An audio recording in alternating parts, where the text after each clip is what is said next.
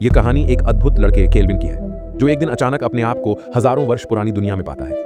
कुछ समय बाद जब वह अपने माता पिता को विदा कहकर फिर से उस रहस्यमय दुनिया की खोज में निकलता है, तो दौड़ते दौड़ते अचानक दीवार से टकराकर गिर जाता है। उसके माता पिता सोचते हैं कि वह इतिहास पढ़ते पढ़ते पागल हो गया है, परंतु केल्विन जानता था कि उस दीवार के पीछे एक रहस्यमय द्वार छिपा है। रात के समय अचानक 5 छोटे बौने चोर उसकी अलमारी से बाहर निकलते हैं। वे सब समय और स्थान के पार यात्रा करने वाले चोर थे, जो ईश्वर की पकड़ से भाग रहे थे। तभी बिजली कड़कती है और दीवार टूट जाती है। दीवार के पीछे समय का द्वार खुल जाता है। क्षण भर में केल्विन स्वयं को एक विशाल समुद्री जहाज पर पाता है। वहां उसे एक टोपी दी जाती है, जो आगे चलकर उसकी जान बचा लेती है। अपने ज्ञान से वो बताता है कि यदि जहाज को गहराई वाले क्षेत्र में ले जाया जाए तो दुश्मनों की पकड़ से बचा जा सका है। जहाज की रानी उसकी बातों से प्रभावित होती है और उसे अपना निजी सलाहकार बनाना चाहती है, पर तभी पुनः समय द्वार खुलता है और केल्विन अगले ही क्षण स्टोनहेंज के निर्माण स्थल पर पहुंच जाता है। रात में सब लोग अपना अपना परिचय देते हैं। तब उसे पता चलता है कि ये सभी लोग ईश्वर के सेवक थे, जिन्होंने स्वतंत्रता की लालसा में ईश्वर का समय नक्शा चुरा लिया था। कुछ ही देर बाद अगला द्वार खुलता है और वे सब प्राचीन यूनान पहुंच जाते हैं। वहां वे एक लकड़ी के घोड़े को देखते हैं। एक व्यक्ति उन्हें उस घोड़े के भीतर आने का संकेत देता है। जैसे ही वे अंदर जाते हैं, घोड़े में आग लगा दी जाती है, पर किसी तरह वे अपनी जान बचाकर निकल भागते हैं। आगे चलकर केल्विन की भेंट एक युवती से होती है। वह कहती है, तुम एक दिन इतिहास रचोगे। पर तभी असुर प्रकट होता है और अपनी अग्निशक्ति से केल्विन के माता पिता को भस्म कर देता है। असल में दानव का उद्देश्य ईश्वर के समय नक्शे पर अधिकार करना था। इसके बाद वे सब पहुंचते हैं माया सभ्यता में। वहां के लोगों ने उन्हें भोज का निमंत्रण दिया। माया रानी ने उन्हें अपना खजाना दिखाया, जहां से वह युवती एक हार चुरा लेती है। शीघ्र ही खुलासा होता है कि माया लोग पहले अतिथियों को भोज कराते हैं और बाद में उनकी बलि चढ़ा देते हैं। ये जानकर सब भयभीत होकर भागते हैं, पर एक चट्टान के ऊपर रुक जाते हैं, क्योंकि उनका समय अभी पूरा नहीं हुआ था। जैसे ही समय पूरा होता है, वे पुनः समय में छलांग लगाते हैं और इस बार पहुंचते हैं 10,000 वर्ष पूर्व हिमयुग में। केल्विन निराश था। वह समय में पीछे जाकर अपने माता पिता की जान बचाना चाहता था, परंतु साथियों ने कहा, समय यात्रा तो अनियंत्रित होती है। वे आगे बढ़े और वहां विशालकाय डायनासोर देखे। उनमें से एक ने डायनासोर के अंडे चुराने की कोशिश की, पर तभी वह डायनासोर प्रकट हुआ और उस आदमी को अपनी चोंच से झुलाने लगा। इसी तरह केल्विन ने एक डायनासोर का सिर उठाया और सब लोग वहां से भाग निकले। अब वे पहुंचे मध्ययुगीन यूरोप में। उस समय वहां काली मृत्यु नामक महामारी फैली हुई थी। जब लोगों ने केल्विन के पास डायनासोर का सिर देखा, तो उन्हें लगा कि ये लोग ड्रैगन को मारने वाले वीर योद्धा हैं। लोगों ने प्रसन्न होकर बिल्लियां मारनी शुरू कर दी, क्योंकि वे बिल्लियों को बुरी आत्माओं का प्रतीक मानते थे। केल्विन ने उन्हें समझाया कि बिल्लियां मारी जा रही हैं, इसलिए चूहे बढ़ रहे हैं और वही ये महामारी फैला रही है। उन सब ने धुएं और जादू का प्रयोग कर गांव वालों को भ्रमित किया,